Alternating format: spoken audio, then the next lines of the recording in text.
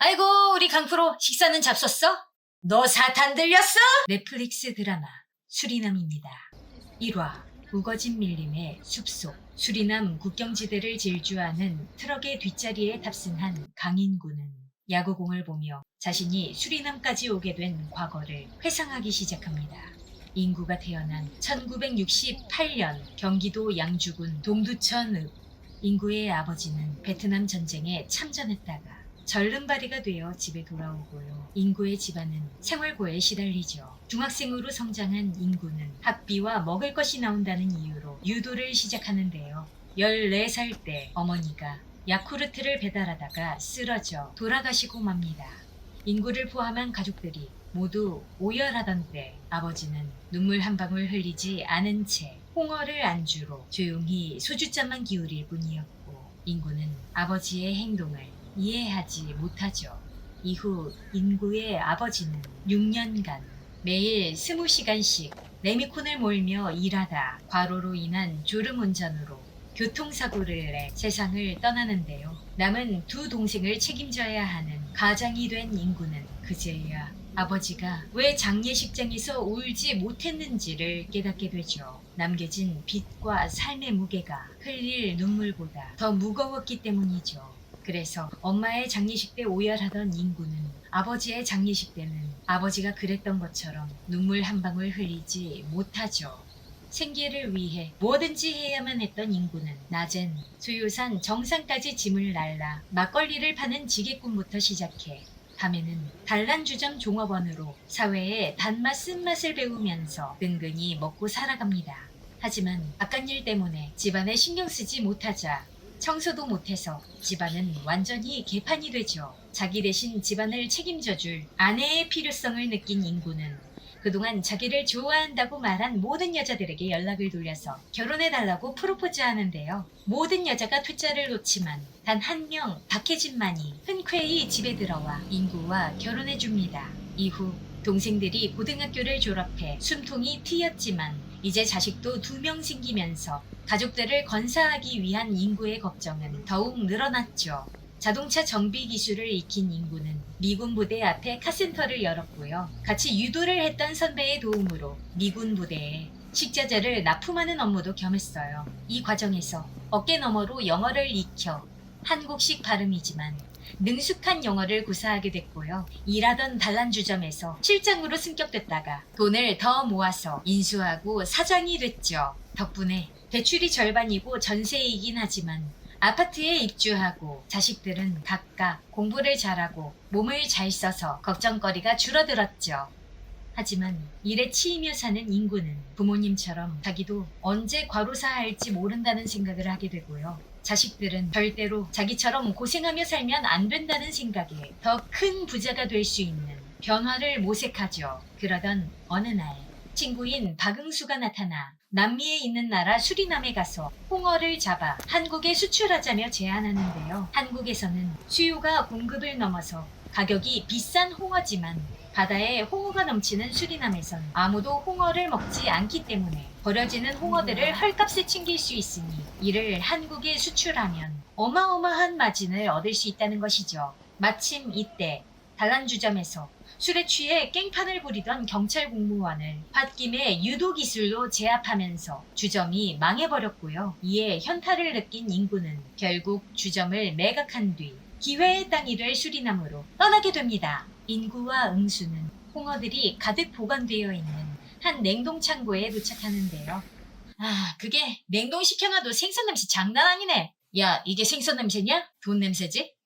협상 실력과 생존 영어가 가능한 인구와 현지 사정과 어업에 밝은 응수가 힘을 합치자 홍어 수출 사업은 활로에 오릅니다. 하지만 기쁨도 잠시 수리남 차이나타운에 중국 갱단 두목인 첸진이 나타나 인구와 응수를 폭행하며 수리남의 바다는 모두 자기 영역이란 이유로 맥심 커피믹스와 함께 뇌물을 받은 수리남 육군 장교보다 2배 이상의 돈을 요구하죠. 이들의 요구까지 들어주게 되면 남는 건 아무것도 없죠.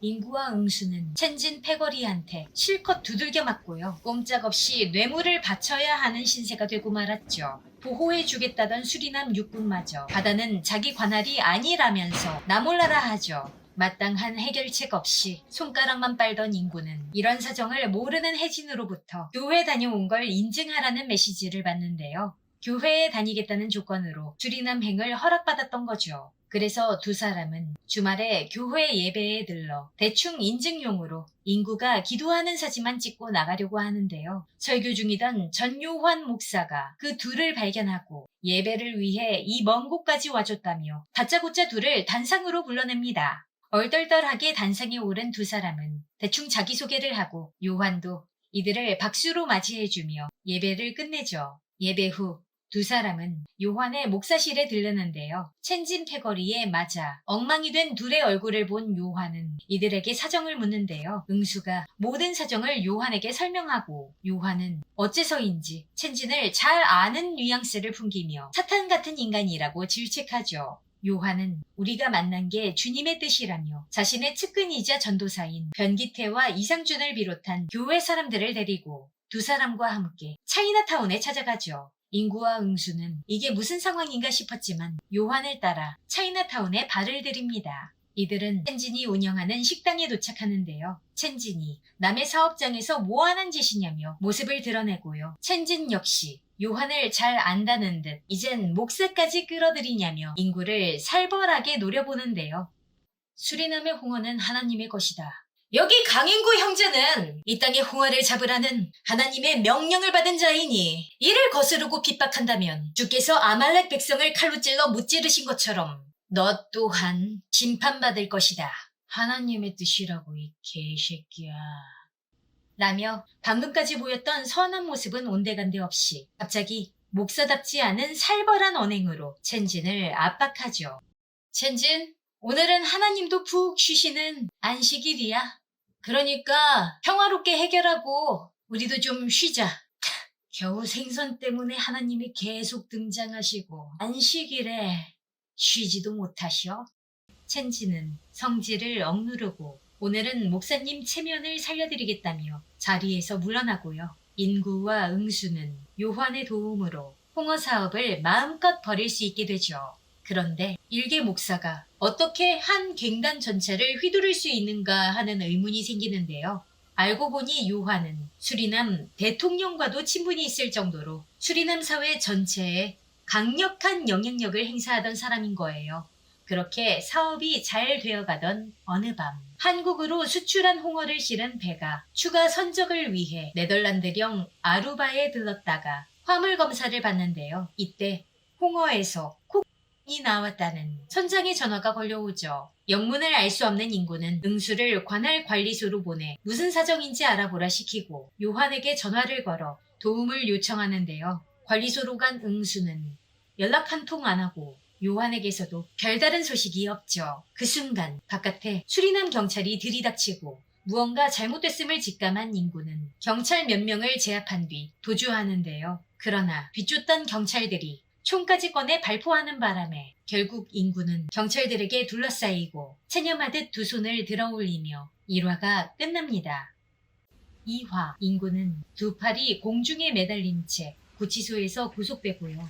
그런 인구의 앞에 인구가 뇌물을 줬던 수리남 육군 장교가 다가오고요. 인구는 자기가 마약상이 아니라며 힘없이 항변하지만 장교는 인구가 재판을 받게 될 거라고 통보하죠. 결국 인구는 사범으로 지목되어 밧줄로 묶인 채 섬에 있는 교도소로 끌려가죠. 누명을 벗어야 하는 인구는 교도관에게 뇌물을 주며 얻은 전화로 한국 대사관의 도움을 요청하는데요. 대사관은 상황 파악을 못한 채 감옥에 있는 인구에게 서류 작성을 해오라는 탁상행정만 할 뿐이었죠. 그나마 가족과 연락이다. 응수한테서 연락이 왔는지 물어보지만 혜진은 응수한테서 아무 연락이 없었고 변호사를 고용하자며 울먹이죠. 변호사를 쓰면 최소 수천만 원은 깨질 것이기에 인구는 전세까지 빼가며 돈을 마련하겠다는 혜진에게 절대 아파트를 빼지 말라고 당부하는데요. 그렇다고 누명을 벗을 마땅한 방법이 없기에 인구의 현실은 답답하죠. 이때 누군가가 뜬금없이 면회를 왔다는 소리에 인구는 면회실로 가는데요. 누구세요? 인구야. 너 이 새끼야 왜 이렇게 얼굴이 상했냐? 뭐야 미친 새끼 이거. 이게 무슨 일이냐 씨발 살다 보니까 별일이 다 있네. 이씨. 국정원에서 나왔습니다. 친구처럼 대해주세요. 인구의 오랜 친구인 척 연기하는 사람은 바로 국정원 요원 최창호고요. 제가 아니란 걸 어떻게 하세요, 근데. 수리남에서 그런 짓 할 사람 이미 알고 있거든요. 전요한 목사라고 아시죠? 지금 강인구 씨 이렇게 만든 게 바로 전요한입니다. 창호는 인구에게 진실을 알려주는데요. 인구에게 누명을 씌우고 감옥에 갇히게 만든 장본인이 바로 전요환이란 거죠. 전요환의 정체는 목사로 위장한 유럽 마약 유통의 60%를 장악하고 있는 수리남의 코카인 대부였던 거죠. 1990년 인천 최대 밀매 조직 대규모 검거 작전에서 조직이 일망타진되었지만 유통총괄 운반책인 전요환은 필로폰 10kg을 들고 혼자 하수구를 14km나 기어가 악착같이 탈출하며 새로운 범죄를 꾸몄는데요. 바로 거제도 몽돌 해수욕장을 유네스코 세계유산에 등재시키는 거짓 개발 사업으로 투자자들을 털어먹는 것이죠. 요한은 이 사업을 마치 정권의 후원을 받는 것처럼 꾸미고 바람잡이인 사모님은 요한과 대통령이 같은 거제 출신이란 것까지만 알려드리겠다는 기묘한 화법으로 투자자들의 심리를 자극했죠. 요한은 투자자들에게 약을 탄 술을 먹여 집단 파티를 벌이게 하고요. 그렇게 정신이 나간 투자자들은 투자 계약서에 도장을 찍었죠. 중독자가 된 투자자들은 요한의 사업이 실패했음에도 약 샴페인을 마시기 위해 요한에게 전 재산까지 바쳐가며 처참하게 무너져갔죠. 하지만 대통령의 이름까지 팔아가며 벌인 사기 행각에 안기부가 나서서 요한을 체포했는데요. 요한은 안기부 과장에게 거액의 뇌물을 바치고 나서야 겨우 풀려날 수 있었죠.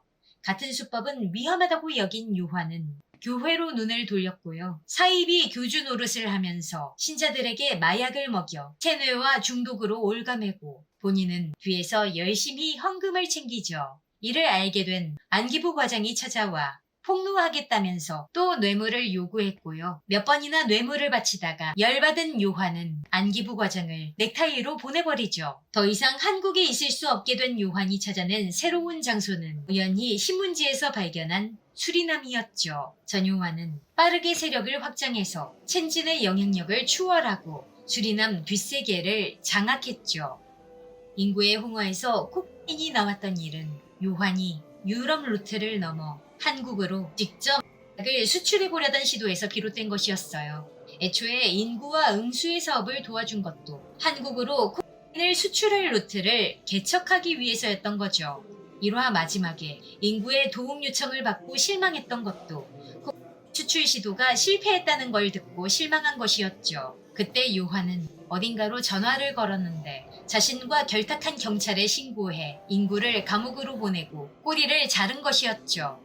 그러나 가장 충격적인 사실은 거주민들의 소문으로 요한이 마약상임을 눈치챈 응수가 요한의 조직원들에게 해당했다는 것이죠. 친한 친구의 허망한 죽음에 울분을 참지 못하고 슬퍼하는 인구에게 창호가 요한을 체포하는 작전에 협력해달라고 부탁합니다. 수리남과 한국은 범죄자 인도 조약을 체결하지 않았기 때문에 요한을 체포하려면 수리남이 아닌 제3국으로 빼내야 하는데요. 이는 이미 실패했고 남은 방법은 요한이 코카인을 미국에 판매하게 만들어 미국 단속국 DEA가 직접 요한을 체포하게 하는 것뿐이었죠. 미국은 다른 나라의 범죄자가 미국 영토에 약을 판매할 경우 범죄자의 나라의 허락을 받지 않고도 직접 군사행동에 나설 수 있기 때문이죠. 창호는 인구에게 수리남으로 돌아가 요한에게 접근해 요한의 미국 판매를 유도해달라고 부탁합니다.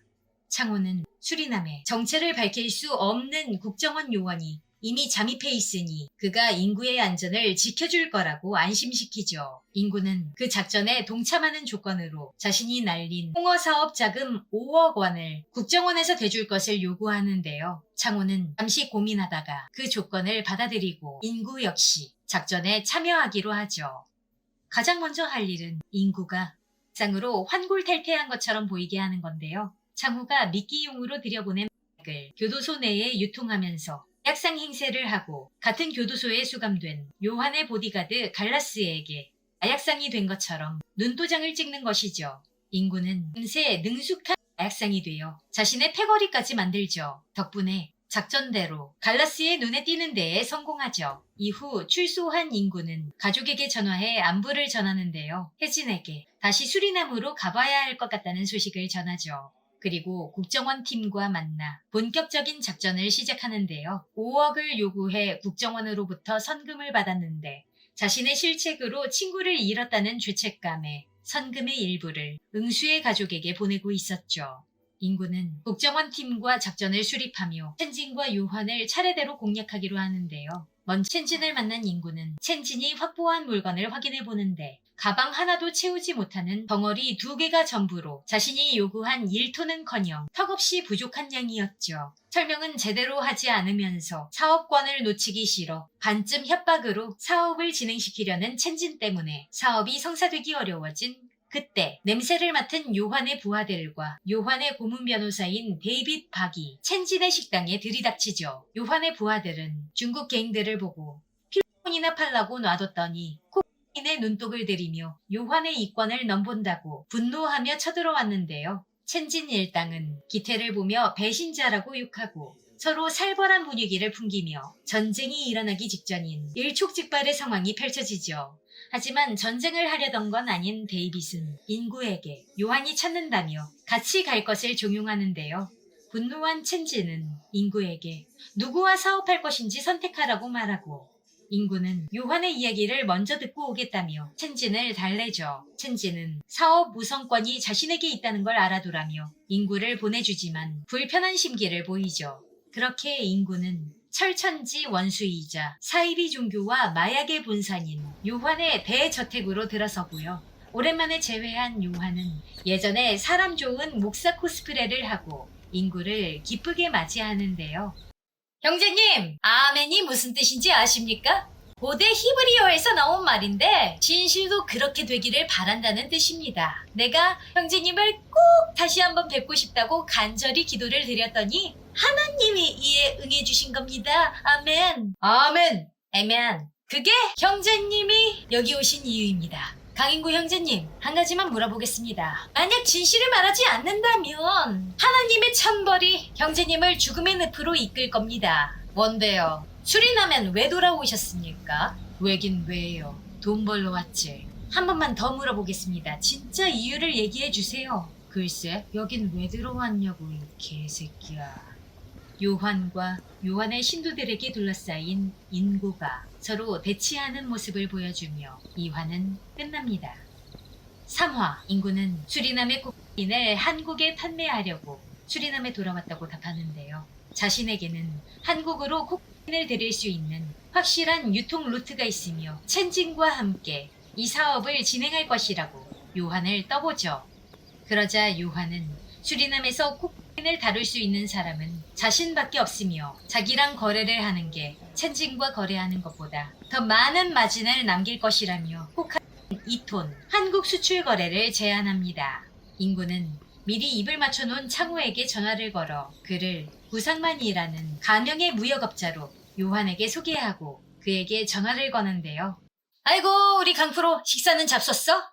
창호는 브라질에서 주한 미군용으로 수출하는 닭은 세관 검사를 아예 받지 않으며 이태원과 강남까지 논스톱으로 배달이 가능하다며 거짓 계획을 늘어놓는데요. 요한은 창호를 직접 만나 이야기를 나누려 하는데 브라질로 오면 어떻겠냐는 창호의 떠보기에 단호하게 거부하고요. 요한은 창호를 수리남으로 초대한 뒤 인구와는 수익 배분 문제로 갈등을 빚죠. 팀장 창호가 직접 들어가는 계획에 다른 국정원 요원들은 난색을 표하지만 창호는 호랑이를 잡으려면 호랑이 굴로 들어가야 한다는 마음으로 수리남에 도착하는데요.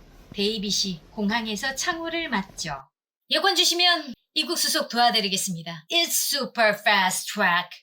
이후 요한 창호 인구가 3자 대면해 비즈니스 이야기가 오가는데요. 의심 많은 요한은 창호의 뒷조사를 위해 인구와 창호를 베갯잇에 말라붙은 핏자국이 있는 저택 숙소로 보내고요.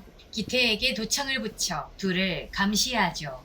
데이빗의 조사에 따르면 창호는 2년 전에 수리남에 온 적이 있었고요. 이에 의심을 품은 요한은 숙소에 들이닥쳐 창호와 인구를 압박합니다. 창호는 2년 전에 코카인을 구하러 왔었다고 말하는데요. 조사에 따르면 창호가 미국 대사관에 간 기록이 있었죠. 창호는 부패한 대사관 직원에게 코카인을 구하러 갔더니 필로폰만 팔아 쪽냈을 뿐이고 그의 이름은 더글라스 하퍼였다며 반론하죠. 하지만 이후에도 계속되는 요한의 무례한 압박에 창호는 극대노하는 연기를 하는데요. 야 됐고, 야 너도 앞으로 연락하지 마. 어? 나 돈 안 되는 새끼는 인간 취급 안 하는 거 알지? 어? 어디서 이런 아마추어 중신 새끼들 엮어와가지고 씨. 이에 요한은 두 사람에게 더글라스 하퍼에 대해 확인하는 동안 대기하라고 명령합니다. 당신이 뭔데 대기하라 마냐며 화를 내는 창호에게 요한은 어차피 당신들은 내 허락 없으면 수리남에서 못 나간다며 비웃죠. 데이빗! 저 새끼들 출국 금지시키고 미국 대사관에서 더글라스 하퍼 확인해봐. 미국 대사관 직원 명단은 개타기가 쉽지 않을 텐데요. 그러자 요한은 데이빗의 뒷덜미를 부여잡고요.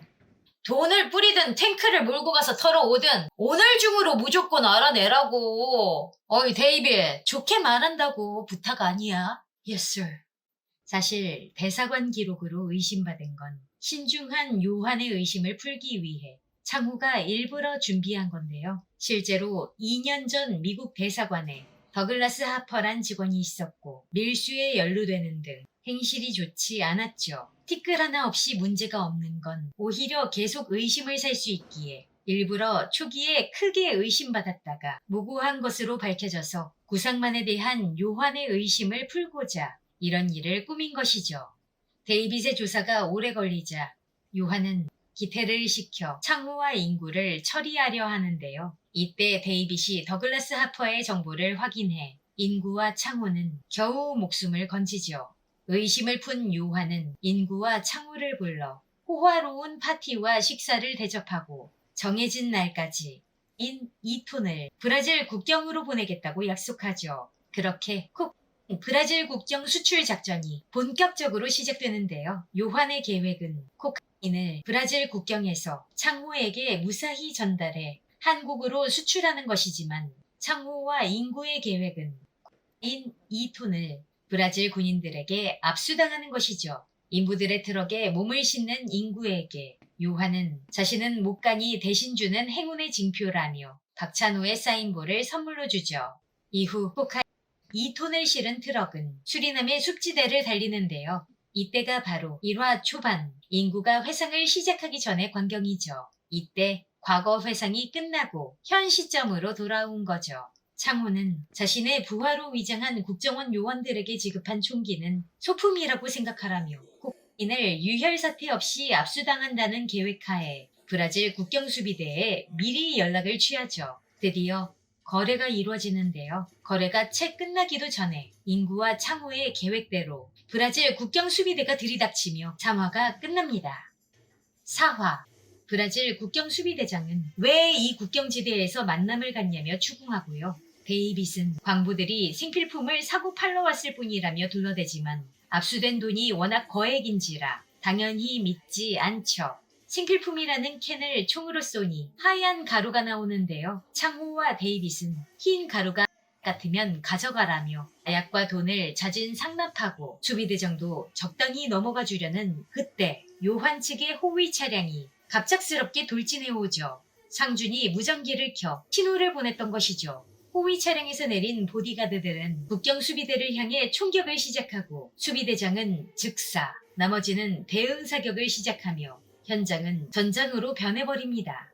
광부로 위장하고 있던 요한의 부하들도 대부분 사망한 상황에서 왼쪽 어깨에 총상을 입은 인구는 전요한의 부하들을 태우고 트럭을 운전해 그 자리를 탈출합니다.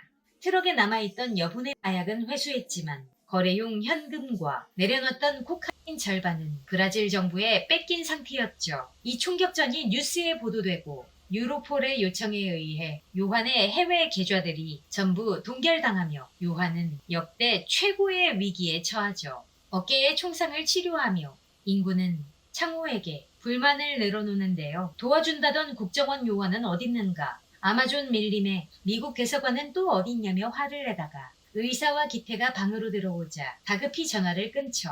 요한은 까마득한 밀림에 하필 국경수비대가 나타날 확률이 어떻게 되겠냐며 자신의 수뇌부 안에 스파이가 존재할지도 모른다고 의심하고요. 인구는 자기가 손해배상을 청구해야 할 판이라고 역정을 내죠. 요한은 의심선상에서 인구를 빼놓지 않고요. 목사님, 이 간단한 걸 뭘 이렇게 어렵게 돌아가요? 우리가 한국 수출해서 돈 버는 걸 가장 싫어하는 놈이 사탄 아닙니까? 그럼 정황상 첸진이 그럴 건데 첸진 조직에 있었고 아직도 그놈이랑 중국말로 샬라샬라 하는 여기 있지 않나? 이 족같은 새끼가 이씨! 목사님, 이참에 아예 멱을 따서 뒤끝없게 하기쇼. 나대지 말라고 어딜 불경스럽게 씨. 이게 아직도 깡패짓거리를 하고 있네. 야 이 개새끼야. 아직 회개가 덜 됐구만. 아닙니다 목사님. 매일같이 회개하고 뉘우치고 있습니다. 어이 변기태, 너 사탄 들렸어? 절대 아닙니다 목사님. 주의 이름을 부르는 자는 구원을 얻으리로다. 주의 이름을 부르는 자는 구원을 얻으리로. 하나님을 배신한 사탄 새끼, 내가 누군지 다 보고 있어. 니들 믿음 깊게 행동해. 알았어? 기태의 뺨을 때리며 혼을 낸 요한은 간부들에게 주의를 준 뒤 그 자리를 뜨고요. 인구도 비즈니스는 여기까지 하자며 한 발 빠지려는 모습을 보이자 요한은 잠시 같이 걷자며 그걸 만류하죠. 요한은 트럭을 몰고 온 인구 덕에 코카인을 100kg만 잃었다며 칭찬을 시작하는데요. 같은 대한민국 동포에 말이 잘 통하는 인구에게 갈수록 정감이 간다면서 호의적인 태도를 보이죠. 인구는 재거래의 물꼬를 다시 터보자고 넌지시 떡밥을 던지죠. 이 소식을 전해 들은 창호는 다행이라고 답하는 동시에 요원들에게 인구의 폰을 역감청할 것을 지시합니다. 다음날 요한은 인구를 데리고 수리남 대통령을 찾아가 인사를 하고 뇌물을 먹이면서 브라질이 요구하는 총격전의 범인을 차이나타운에서 찾아 넘겨버리라고 얘기하는데요. 대통령이 자기 말을 듣지 않는 듯한 모습을 보이자 만남이 끝나고 쌍욕을 하면서 연비가 떨어졌다고 투덜거립니다. 인구는 그런 요한의 비위를 살살 달래주고 기분이 좋아진 요한은 인구를 으슥한 정글로 데려가는데요. 그곳은 바로 요한의 비밀 약농장이죠. 요한의 수건 사업은 생산, 가공, 유통을 전부 다 하는 자신만의 마약 제국 건설이었어요. 농장을 바라보며 골프를 치면서 요한은 인구에게 자신과 뜻을 같이 하지 않겠냐며 넌지시 운을 떼고 생각보다 거대해진 스케일에 인구는 당황하면서도 알겠다며 찬성하죠. 이 모든 대화를 감청하던 창호는 인구를 경계하고 강하게 몰아붙입니다. 인구는 상만이 새로 루트를 개척했다며 요한과 창호를 연결시켜주는데요. 전 목사입니다. 아, 예. 나름 10년 경력 프로페셔널이라 들었는데 이런 아마추어 같은 배달사고 난 거 참 유감입니다. 창호는 요한에게 브라질산 닭고기 루트는 막혔지만 푸에르토리코를 통해 주한 미군으로 가는 수입선이 하나 있다며 푸에르토리코로 코카인을 보내달라고 하죠. 푸에르토리코는 미국의 주는 아니지만 미국의 영토에 속하는 자치령으로 보통 사람들은 푸에르토리코가 미국의 일부란 사실을 잘 모르기 때문에 이를 이용해 요한이 미국인 줄 모르고 미국에 코카인을 반입시키도록 유도한 것이죠. 요한도 긍정적으로 받아들이며 거래가 다시 성사되려는 찰나 데이빗이 귓속말로 요한에게 푸에르토리코는 미국 자치령이란 사실을 알려주죠. 강 선생, 이게 뭐야? 무슨 말씀이세요? 푸에르토리코 씨발 미국 땅이래잖아. 요한은 미국에 약 반입하면 끝장나는 거 모르냐며 화를 내고 창호는 미국 식민지 같은 곳이지 미국은 아니라며 WBC에 미국이랑 별개의 팀으로 나온 거 못 봤냐. 자기들 지도자를 자치적으로 뽑는다는 말로 야구 광인 요한을 다시 속이려 하죠. 상황이 어려워진 만큼 더 안전하게 가자는 얘기입니다. 시간 더 드릴 테니까 다른 방법 마련하세요. 뭐? 시간을 더 줘? 당신 나한테 하청 맡겼어? 말이 왜 이럽니까? 아이씨, 또 야마가 도네. 애초에 배달사고 낸 게 누구야? 그쪽에서 설사를 쌌으면 빤스 정도는 직접 받는 게 인지상정 아니야? 혓바닥에 사탄이 들었나. 말을 아주 개굿같이 하는구만. 요한은 결국 때려치우자며 거칠게 전화를 끊어버리죠. 하지만 요한은 외상으로 칼리 카르텔에게서 2톤의 코카인을 들여온 것이기에 이를 빨리 처분하지 않으면 빚을 갚지 못해 죽을 수도 있는 상황이었고요. 푸에르토리코 외에 다른 루트를 이리저리 알아봤지만 마땅치가 않아 요한은 결국 첸진에게 손을 내밀기로 하면서 자화가 끝납니다. 5화 요한은 첸진의 차이나타운 루트를 통해 유럽으로 2톤의 코카인을 넘길 수 있다는 걸 확인하는데요. 여러 차례 신경전이 오간 후 첸진은 갱단을 배신하고 요한에게 붙었던 기태를 자기들에게 다시 넘기는 걸 조건으로 거래를 받아들이죠. 그날 밤 요한의 저택에서 인구와 요한은 몸싸움을 벌이는데요. 나 당신 돈 없는 거 다 알아. 지금 나 죽이면 파산인데 그럴 깡이 있어? 죽여! 너나 나나 거렁뱅이로 사느니 차라리 죽는 게 나은 거 아니야? 에? 지금 나 죽이고 존나게 굶다가 같이 뒤지자. 에이 씨발 대단하다. 어? 이 홍어만한 수리남에서 오래오래 행복해라 이 쫄보 새끼야. 다음날 인구는 첸진에게 접촉해 요한이 준비 중인 대학 생산 가공시설의 사진을 보여주며 요한이 이 왕국을 건설하면 너도 나도 죽은 목숨이니 이참에 요한을 처리하고 같이 왕국을 차지하자고 제안하고 첸진은 이를 수락하는데요. 첸진과 요한의 거래 예정 당일 요한은 기태가 있는 위치를 첸진에게 알려주고 접선 장소로 콕을 가져오는데요. 하지만 접선 장소에서 기다리던 건 첸진 일당의 총알 세례죠. 요한은 간신히 목숨을 건져 탈출하지만 많은 부하들을 잃고 첸진이 을 차지하게 되죠. 한편 첸진 일당에게 위치를 팔아넘겨진 기태는 자신을 죽이려는 수십 명의 중국인 갱들의 습격을 받는데요. 하지만 기태는 엄청난 전투력으로 갱들을 모두 흉기와 도끼로 처리해버리고 살아서 탈출합니다. 상황이 종료된 후 요한 일당의 간부들이 모인 지하실에서 요한은 몰래 상준을 시켜서 각자의 방과 차량을 모두 수색하고 배신자가 누군지 알아냈다고 하며 총을 들고 나머지 모두에게 접근하는데요. 마피아 게임같이 모두가 서로를 의심하는 상황으로 흘러가죠. 자, 첸진과의 거래가 파탄났을 때 가장 큰 이득을 보는 사람이 누굴까? 목사님한테서 차이나타운 없애고 푸에르토리코만 남길 바라는 단 한 사람. 그게 누구냐고. Who the hell do you think it is? 아이씨. 찍찍찍찍찍 귀새끼가 뻔뻔하게 시끄럽네. 이렇게 수리남의 명대사들 제 목소리로 만나보셨고 제주도의 옛 호텔을 개조한 카페와 인천의 성공회 교회 촬영지 영상도 보여드렸어요. 수리남은 넷플릭스 월드 랭킹 3위, 비영업권 순위 1위를 기록했고 재작년 9월 누적 시청시간 1억 시간을 돌파했어요. 윤종빈 감독은 강인구의 모티브가 된 K씨와 3번 만나서 얘기를 나눈 결과 K씨는 정말로 한국에서 미군 부대의 식품 납품, 노래방, 카센터를 운영하며 동생 3명과 가족들을 부양했고 수리남에 홍어 관련 사업을 하러 갔다고 합니다. 그리고 드라마에 나온 것처럼 진짜로 여자친구들한테 전화를 돌려서 지금의 아내분과 결혼했다고 하죠. 범죄자 조봉행의 저택에서 같이 생활하며 정해진 시간에 국정원과 연락을 취했다는 것과 정체가 발각될 위기에 처하자 오히려 기지를 발휘해 조봉행을 속였다는 건 이미 언론에 보도된 사실이죠.